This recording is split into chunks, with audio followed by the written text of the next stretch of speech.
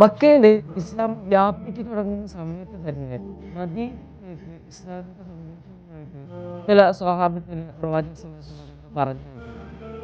Asad bin മുറാർ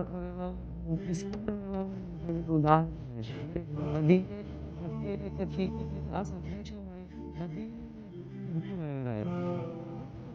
ഇസ്ലാം മദീനയിലുള്ളവരോട് ഇസ്ലാമിനെ പരിചയപ്പെടുത്തി സംസാരിക്കുകയാണ്. ആ ഇടക്കാണ് ഒരു പുതിയ മതത്തെ പ്രചരിപ്പിക്കാൻ വേണ്ടി തന്റെ നാട്ടിലെത്തിയ ഇസ്ഹാഖ് റളിയല്ലാഹു അൻഹുവിനെ കൊല്ലാൻ വേണ്ടിയിട്ടാണ് സഅദ് ബിൻ മുആദ് റളിയല്ലാഹു അൻഹു വിഷം നിറച്ച കഠാരയും കൊണ്ട് ഇസ്ഹാഖ് റളിയല്ലാഹു അൻഹുവിന്റെ വീട്ടിലേക്ക് എത്തുന്നത്. ഒരുപാട് നാട്ടിലൊക്കെ പരന്ന് നടക്കുന്നുണ്ട്. നിങ്ങള് പുതിയ മതമായിട്ട് മതമായിട്ട് വന്നിട്ടുണ്ടെന്ന് പറഞ്ഞ് അത് നിരന്തരം കേൾക്കുന്നുണ്ട്.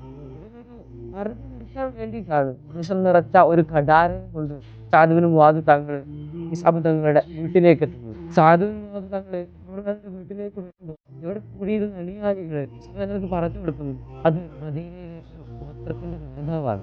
അദ്ദേഹം മുസ്ലിം ആയി കഴിഞ്ഞാൽ നമുക്ക് ഒരുപാട് പേരെ ഇസ്ലാമിലേക്ക് എത്തിക്കാൻ സാധിക്കും.